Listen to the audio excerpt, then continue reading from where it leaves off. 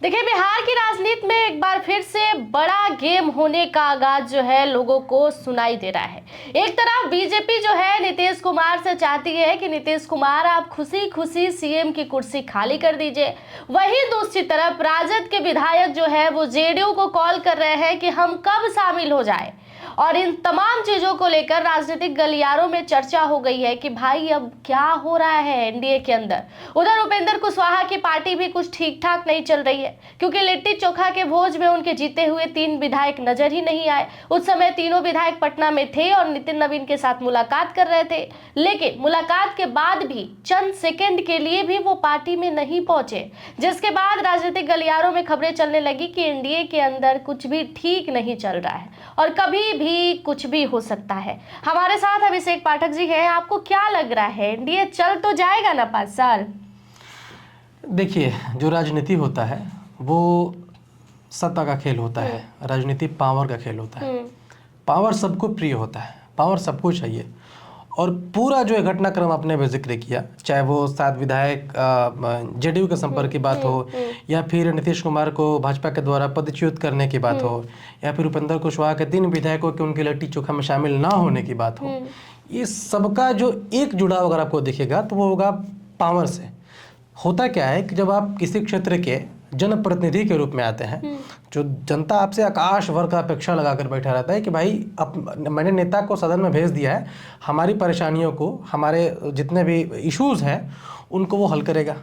अब होता क्या है कि अगर आप सत्ता से दूर हैं तो आपके मतलब जो चाहिए वो आप बस आवाज़ उठा सकते हैं। अगर पक्ष वाला जो सत्ता में है वो चाहे जाए कि भाई अपोजिशन के विधायक और इससे काम नहीं होने देना है, तो नहीं होता है। तो ये बहुत बड़ा फैक्टर है। कम से कम 7-8 जो विधायक हैं वो इसके चक्कर में भी आ सकते हैं कि सत्ता के संपर्क में आएंगे तो भाई सब लोग सत्ता का और पावर का वो क्योंकि वो लोगों ने कहा है, ऑफ कैमरे जितने भी लोगों से बात हो रही है सबका यही कहना है कि देखिए हमारे नेता तो हैं तेजस्वी यादव, ये अभी तक तो हम मान रहे हैं जब तक हम राजद के साथ और महागठबंधन में हैं, लेकिन सवाल ये है कि हम लोग जितने ही लोग हैं उतने ही मजबूती के साथ खड़े होते। 25 ही है, 4 ही है, चाहे 5 ही है, हम मजबूती के साथ खड़े तो हो सकते, एक दूसरे के कांधे से कांधे मिलाकर हिम्मत तो दे सकते हैं। लेकिन तेजस्वी यादव का हार के बाद बिहार से गायब हो जाना, ये कहीं ना कहीं उनके जीते हुए विधायकों को भी अच्छा नहीं लग रहा है। वो बोल रहे हैं कि ना ही हम विपक्ष के रूप में बढ़िया से अपनी भूमिका निभा पा रहे हैं और सत्ता पक्ष में तो हम है ही नहीं, तो इससे बढ़िया है कि हम जेडीयू के साथ ही चले जाएं। जी देखिए, एक मैं बात बोलना चाहूँगा कि जो ये अपने तेजस्वी यादव हैं, आरजेडी के जो प्रमुख हैं अभी कह लीजिए, उनको एक नेता के जो जितने भी सकारात्मक गुण है ना, उनमें एक सबसे बड़ा गुण जो होना चाहिए वो दूरदर्शिता का होना चाहिए। उनको किसी भी समय में अभी पार्टी को उनकी सबसे ज़्यादा आवश्यकता है। कुछ नहीं करते तो अपने फॉर्म पे सारे विधायकों को डेली लिट्टी चोखा पर बुलाते, आगे की रणनीति तैयार करते, अपने पीआर और पीएस को सामने खड़ा करते कि भाई क्या किया जाए। लेकिन सबसे बड़ा दुर्भाग्य उनके पार्टी के लिए और उनके जो उनके बर्दाश्त में जितने भी नेता हैं उनके पार्टी के, वो खुद को मतलब सायाहीन मान रहे होंगे कि हमारे ऊपर कुछ है ही नहीं। और ये बहुत बड़ा संदेश देगा, या फिर उनके मस्तिष्क में चल रहा होगा कि भाई अगर मेरा नेता ही गायब है यहाँ से तो हम किसके बल पे लड़ें। और ये हो कह सकता है कि इसमें 100% संभावना इस बात की है कि वो नेता विहीन सत्ता कोई नहीं चाहेगा। हमारा नेता जाके वहाँ पे यूरोप में छुट्टियां मना रहा है, अभी ही तो आवश्यकता है। जनता के बीच में भी एक मैसेज आ रहा है कि यदि हम आपको सत्ता पे बैठा दिए होते तो आप बिहार का सेवा करते, और हमने आपको सत्ता नहीं दिया तो आपको बिहार के लोगों की कोई चिंता ही नहीं है कि बिहार में क्या हो रहा है। ना आप किसी मुद्दे पर ट्वीट कर रहे हैं, ना आप किसी राजनीतिक मुद्दे पर जहाँ है वहीं से लाइव कर रहे हैं, किसी भी तरह आप सक्रिय तो रहते। जी बिल्कुल, और ये बहुत अच्छा संदेश जाता है राज्य के जनता में कि भाई एक आदमी है जो इस राज्य के मुद्दों के लिए लड़ रहा है, उसको सत्ता मिले और सत्ता ना मिले। एक बात और आप यहाँ पे नोट कीजिएगा कि जनता के बीच लोकप्रिय होने का सबसे बड़ा मौका होता है विपक्ष में बैठकर। यानी कि बहुत सारे ऐसे इश्यूज होते हैं ना कि जो पक्ष वाले भी विधायक हैं उनके क्षेत्र का इश्यूज निकाल कर और सदन में पटकिए। आप विपक्ष में बैठकर जितनी लोकप्रियता हासिल कर सकती हैं, क्योंकि राजनीति को ऐसा कहा जाता है कि 5 वर्ष बाद, ऐसे आदमी जुमला में कहता है कि भगवान राम को भी यहाँ पर बैठा दे 5 वर्ष तक ना, तो उनके पे भी थोड़ा सा दामन में दाग आ जाएगा कि भाई आपने 5 वर्ष में मुझे नहीं खुश किया। तो सत्ता से दूर रहकर जितना आदमी जनता में और जनादेश ले सकता है और जनता का मत ले सकता है, उनका इमोशन ले सकता है, वो सत्ता में रहकर आप नहीं ले सकते हैं। तो इसलिए बड़ा ज़रूरी था कि वो रुकते बिहार में। रुकने के बाद लगातार एटलीस्ट अगर आप नहीं उतरना चाह रहे हैं, जिस तरह से आप मेरे ख्याल से विधानसभा चुनाव के पहले 25 चुनाव के पहले 2-3 साल से वो पूरे बिहार का भ्रमण पे थे और घूम रहे थे, अभी उनको एटलीस्ट कुछ नहीं तो सबसे अच्छा मैसेज देते कि वो हारे हुए विपक्ष के सबसे बड़े नेता जनता दरबार लगाते हैं। जितने भी विधानसभा सीट है वहाँ से लोगों अपने लोगों को बुलाते हैं एटलीस्ट। लेकिन दुर्भाग्य देखिए कि वो अभी इसी समय जब उनके पास बहुत अच्छा मौका था, वो सदन से गायब, क्या देश से गायब है, जाकर बैठकर अपना व्यक्तिगत जीवन जी रहे हैं। और नेता अगर सार्वजनिक जीवन में है तो उसका व्यक्तिगत जीवन कहीं ना कहीं पीछे रह जाता है, तभी वो अच्छा नेता हो पाता है। एक बात और है कि अगर तेजस्वी यादव की पार्टी से विधायक जेडीयू में शामिल होते हैं तो फिर नेता प्रतिपक्ष भी नहीं रह जाएंगे तेजस्वी यादव। विपक्ष की भूमिका भी वो सही तरीके से नहीं निभा पाएंगे। बिल्कुल बिल्कुल, जिस तरह से मैंडेट दिया है एनडीए को बिहार की जनता ने, और उस प्रकार अगर इनके पास अगर या विपक्ष में रहने की क्षमता है, मैं तो ये कहूँगा कम से कम राहुल गांधी से इनको सीख लेने की आवश्यकता है कि राहुल गांधी का जो मेरे ख्याल से 14 के इलेक्शन के बाद जो अगला इलेक्शन हुआ था, आम चुनाव जो हुआ था देश में, उसमें उनकी स्थिति बहुत बुरी थी। उसके बाद अब और ज्यादा बुरी हुई। अब लेकिन देखिए, मतलब जो मैं केंद्र की बात कर रहा हूँ, लेकिन राहुल गांधी ने इस चीज़ को हमेशा संभाल के रखा कि वो लगातार सदन में जब सबसे, अभी तो पिछले चुनाव में कांग्रेस मजबूती से उभरी है, उससे पहले जब वो सबसे अपने बुरी स्थिति में थे अपने दौर के, राहुल गांधी लगातार लड़ रहे थे, लगातार सदन में अपनी उपस्थिति दर्ज करा रहे थे, लोगों के मुद्दे को सदन में और देश में उठा रहे थे। ये बहुत बड़ा मैसेज तेजस्वी यादव को उनसे सीखने की आवश्यकता है। अभी आपको भागना नहीं चाहिए था। इसका एक तो है कि मैसेज गलत जाएगा प्रदेश भर की जनता में, और दूसरा जो ये होगा कि आपके जो अपने विधायक हैं वो खुद को नेतृत्व विहीन मानेंगे। अब वो अपनी डायरेक्ट बात तो नारायणी देवी से कह सकते हैं, ना ये लालू प्रसाद यादव सुन सकते हैं, तो है ही नहीं, वो दिल्ली है, हाँ, उनकी तबीयत बहुत ज्यादा खराब है। मीसा भारती है नहीं यहाँ पे। ये बहुत जरूरी था, और इसीलिए मैं कह रहा हूँ कि नेता विहीन हुई है विपक्ष राजद, और इस समय सबसे ज़्यादा आवश्यकता है। अभी भी समय है, और वो चाहे तो मेरे ख्याल से उनको आना चाहिए, मीटिंग बिठाना चाहिए, वहाँ से संपर्क करना चाहिए। ये कहीं ना कहीं अगर होता है ये, तो ये बहुत गंदा मैसेज आएगा जनता के बीच। एक तरफ से ये भी अगर देख लिया जाए तेजस्वी यादव के लिए, तो तेजस्वी यादव भी अभी बहुत अकेले पड़ गए हैं ना। लालू प्रसाद यादव बहुत अच्छे तरीके से सक्रिय हो पाएंगे राजनीति में, क्योंकि उनकी तबीयत ठीक नहीं है। रोहिणी आचार्य जो कि चली ही गई, मीसा भारती अपने कार्यों में बिजी है, उनके बड़े भाई, उनका एक अलग ही स्वैग है, तो वो भी बहुत अकेला फील कर रहे होंगे कि आखिर हम राजद को संभाले तो संभाले कैसे, क्योंकि एक राजनीति के सत्ता का अनुभव जो होता है वो अलग होता है, जो उनके पिताजी के पास तो है लेकिन तेजस्वी यादव के पास नहीं है। अगर वो सत्ता में बैठ के अपना अनुभव लिए होते डिप्टी सीएम के अलावा कभी भी सीएम के कुर्सी पर बैठ के, तो उसे करीब से देख पाते, क्योंकि नीतीश कुमार ने भी तेजस्वी यादव को उतना मौका नहीं दिया कि वो अनुभव जो है वो प्राप्त कर पाए। उनके पास विधायक का तो अनुभव है, लेकिन सत्ता में रह के जिस तरीके से सारी चीज़ों को संभाला जाता है, ये जो उनके पास अनुभव है वो नहीं है। जी देखिए, जब तेजस्वी यादव जब राजनीति में आए, जब उनका पदार्पण हुआ, तो राजनीति में कुछ ही दिन आने के बाद नीतीश का साथ मिला उन लोगों को, और वो सत्ता में चले गए। सत्ता में जाने के बाद उप मुख्यमंत्री बने। उसके बाद ये भी हुआ कि भाई लड़का 9वीं फेल है, उप मुख्यमंत्री बन गया। एक और भी गंदा मैसेज गया समाज में। मुझे लगता है कि आप अब जीवन के सबसे खराब दौर से गुजर रहे हैं। आपको तो लालू यादव की पूरी बनाई हुई चीज़ें आपको मिल गई थी। अब उसके बाद तुरंत आप डिप्टी सीएम बन गए, इसी राज्य के डिप्टी सीएम बने। आपको सबसे अच्छा ये मौका था कि आप अभी तो लगभग शून्य पे है, जो शिखर आपके पिता ने स्थापित करके आपको दिया था नीतीश, और फिर से तेजस्वी यादव को लाना पड़ेगा अपने दम पर। तो एक अच्छा और मैसेज आता कि अगर आपको खुद को जनता के बीच ले जाते और बोले कि भाई मेरे ऊपर हमेशा से दाग लगाए कि हम परिवारवाद के पार्टी हैं, अगर लालू यादव के लड़के हम नहीं होते तो सही बात है कि हमारे जैसे कितने यादव समुदाय के लड़के हैं जो कि एक मुखिया का चुनाव नहीं जीत पाते हैं। फिर तो इस मामले में उनको राहुल गांधी से बढ़िया चिराग पासवान से सीखना चाहिए। बिल्कुल सीखना चाहिए। चिराग पासवान ने जिस तरीके से अपने आप को मजबूती से पेश किया पिता के जाने के बाद, बिल्कुल, तो तेजस्वी यादव को राहुल गांधी से ज्यादा उनसे सीखने की जरूरत है। पासवान से सीखने की आवश्यकता है, क्योंकि अब तो जनता में ये भी मैसेज आ सकता है ना कि हमने शून्य से फिर से संघर्ष शुरू किया है, और जनता इस चीज़ को, इस इमोशन को आप समझती कि हाँ भाई इसने मेहनत तो किया, ये 10 साल से हमारे साथ लगा हुआ है। अब जब चुनाव आ रहा है तो 1 साल खूब घूम रहे हैं, चुनाव होने के बाद ये बस गंदा मैसेज जा रहा है। उनको आना चाहिए, नहीं तो मतलब मुझे ऐसा लगता है कि सब कुछ खत्म हो जाएगा उनका। क्योंकि चिराग पासवान की जब राजनीति में एंट्री हुई थी पिता के जाने के बाद, तो चाचा के साथ पार्टी में टूट, फिर बिहार में एक भी विधायक नहीं, फिर वो अचानक से जिस तरीके से कमबैक किए, सांसद से लेके बिहार के विधानसभा चुनाव तक, तो कितना बेहतर प्रदर्शन अपना दिखाए, हार से लेके जीत तक का सफर उन्होंने तय किया। तो कहीं ना कहीं ये मैसेज उनके दिमाग में भी जाना चाहिए कि हमको अब करना क्या चाहिए जब हम अकेले पड़ गए राजनीति में। खैर, लेकिन दूसरी तरफ हम बात कर लेते हैं थोड़ा सा, उपेंद्र कुशवाहा का क्या हालात दिख रहा है। उपेंद्र कुशवाहा को तो मतलब समझ में नहीं आ रहा है कि हम हंसे या रोए, क्योंकि साल 2025 का चुनाव उपेंद्र कुशवाहा को बहुत कुछ दिया, लेकिन एक लंबा जो ताकत होता है वो छीनने का आगाज भी हो रहा है। कि हो सकता है कि उनके जीते हुए 4 विधायक में से तो एक पत्नी ही है, लेकिन 3 विधायक जो लगातार बीजेपी के कांटेक्ट में है, कहीं वो भी तो पलटी नहीं मारेंगे। जी देखिए, एक बात तो है कि जिस दिन उन्होंने बयान दिया था अपने पुत्र को मंत्री बनाने के बाद, उस बयान से सच में उनके तीनों विधायक बहुत नाराज हैं। वो 2-3 एक आध विधायक हैं जो कि बहुत अच्छे मंजे हुए राजनीतिज्ञ हैं, वो बोल नहीं रहे, वो अलग बात है। दूसरी बात, उन विधायकों की अगर हम पृष्ठभूमि देखें तो उनका कहीं ना कहीं जो मन है वो भाजपा से मिलता जुलता है।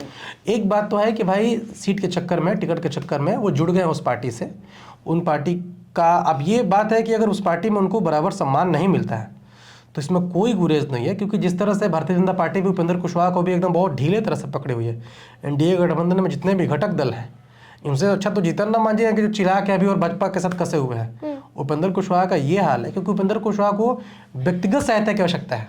अगर कल को उपेंद्र कुशवाहा को सपोर्ट नहीं मिल पाया तो वो खुद ही राज्यसभा नहीं जा पाएंगे। एक और बहुत बढ़िया चेहरा उपेंद्र कुशवाहा के साथ से दूर हो रहे हैं, आलोक सिंह, जिन्हें कभी उम्मीद नहीं किया गया था कि उपेंद्र कुशवाहा के साथ ये भी कभी बगावत के मूड में आ सकते हैं। जिस तरीके से दिनारा में टिकट दिया गया तो पूरा हुआ कि भाई टिकट दिनारा में आलोक सिंह को, और जितना करीबी वो बताए जा रहे थे वो भी अब बगावत के मूड में दिखाई दे रहा है, वो भी नहीं गए उस पार्टी में शामिल होने।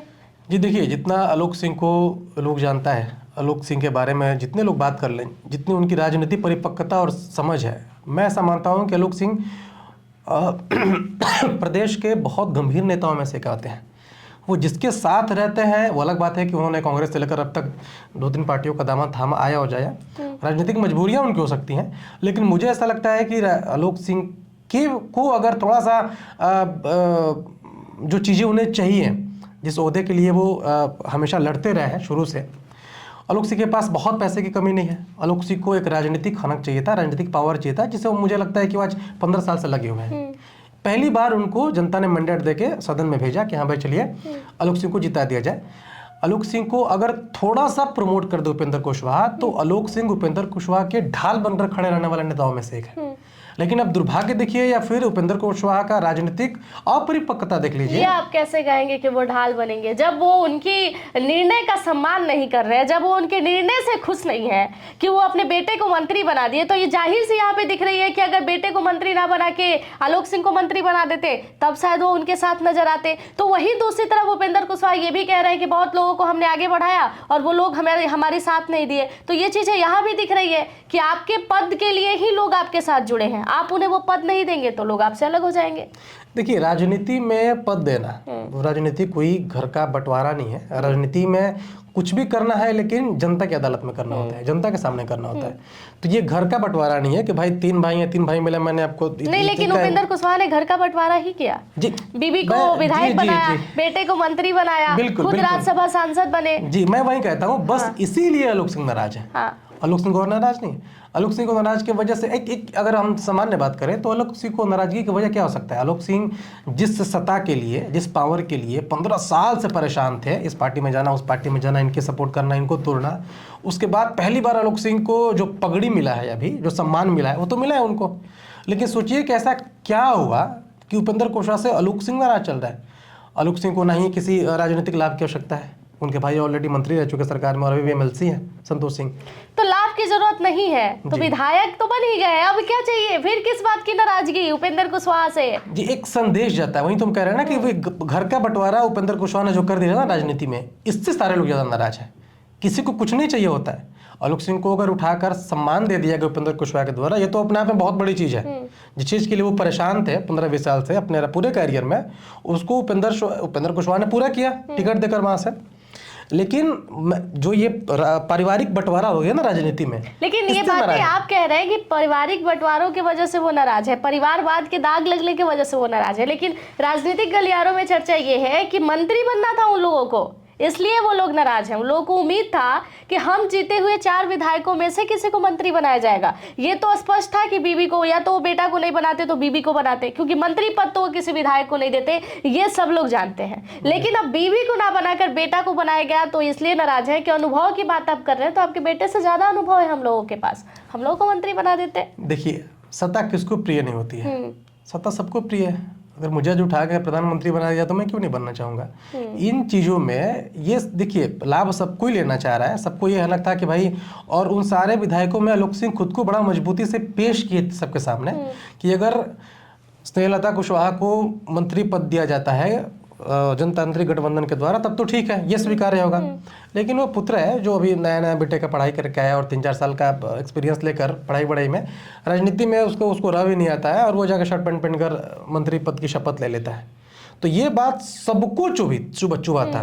आलोक सिंह को भी मंत्री बनना था, जो इनके बगावत में पहले ट्वीट किए थे इनके एक नेता, उनको भी चुभा था। रामेश्वर महतो सबको चुभा था कि हमें मंत्री क्यों नहीं, हमें मंत्री क्यों नहीं।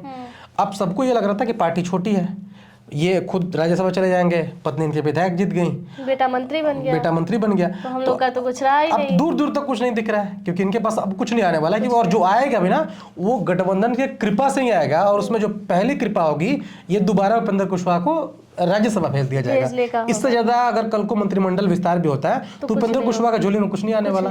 तो तीनों लोग देखने की डिमांड थी वो सब पूरी हो चुकी है। नीतीश कुमार को लेकर भी चर्चा है, बीजेपी दबाव बना रही है कि आप सीएम की कुर्सी हंसते हंसते छोड़ दीजिए जी, क्या लग रहा है?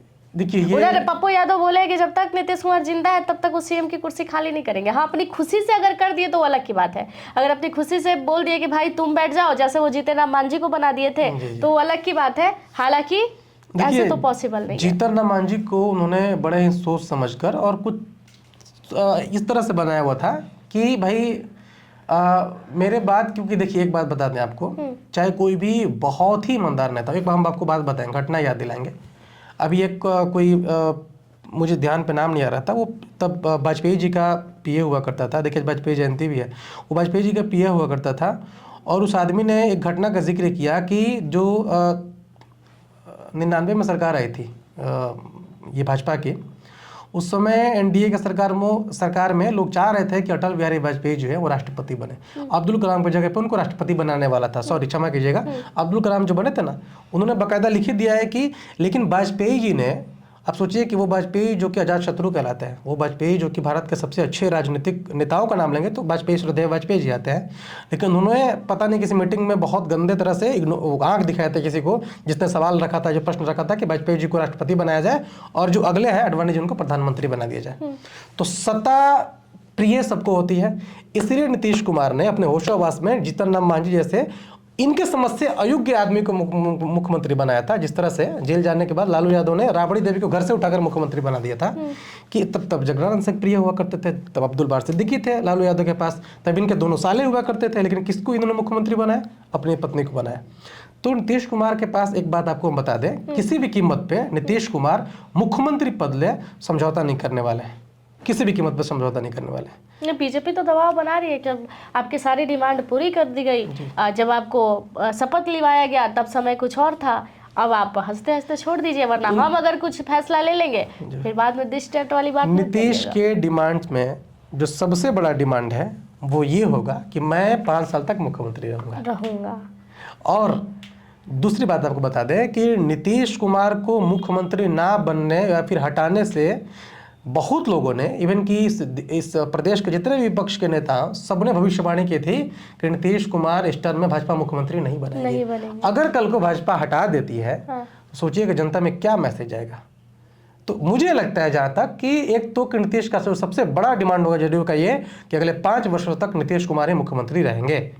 और जो दूसरा ये कि मैसेज ना जाए जनता के बीच कि भाई नीतीश कुमार ही मुख्यमंत्री बने, हमने बनाया, नीतीश कुमार के नाम पे मैंने इलेक्शन लड़ी और 5 वर्षों तक नीतीश कुमार ही हमारे नेता रहे, इसलिए किसी भी कीमत पर एटलीस्ट नीतीश कुमार मुख्यमंत्री पद नहीं छोड़ने वाले, नहीं छोड़े, बिल्कुल नहीं छोड़ने वाले। तो देखिए राजनीतिक गलियारों में ये तमाम मुद्दे की हलचल जो है वो काफ़ी ज़्यादा तेज है। उपेंद्र कुशवाहा की पार्टी में टूट को लेकर जो तस्वीरें सोशल मीडिया पर वायरल हो रही है कि यहाँ पर विधायक मौजूद होने के बजाय, जहाँ पटना में वो अवेलेबल थे लेकिन फिर भी वो लोग पार्टी का हिस्सा नहीं बने। दूसरी बात, बीजेपी जो है वो लगातार नीतीश कुमार को लेकर दबाव बना रही है कि आप हंसते हंसते सीएम की कुर्सी अब खाली कर दीजिए, क्योंकि हम अपना कोई चेहरा सीएम की कुर्सी पर बैठाना चाहते हैं और वो नाम जो है विपक्ष के लोग मंगल पांडे का सामने ला रहे हैं। दूसरी तरफ तेजस्वी यादव को लेकर भी बातें चल रही है, क्योंकि उनके नेता जो है लगातार जेडीयू को कॉल कर रहे हैं कि भाई हम आपके साथ आना चाहते हैं, लेकिन नीतीश कुमार ने अभी उस पर रोक लगा दिया है कि नहीं, अभी नहीं, जब हम कहेंगे तब आप लोग आइएगा। तो इन तमाम मुद्दों को लेकर राजनीतिक गलियारों में बातचीत शुरू हो गई है। अब क्या होगा ये तो आने वाले समय में पता चलेगा। तब तक के लिए जुड़े रहिएगा हमारे साथ। धन्यवाद।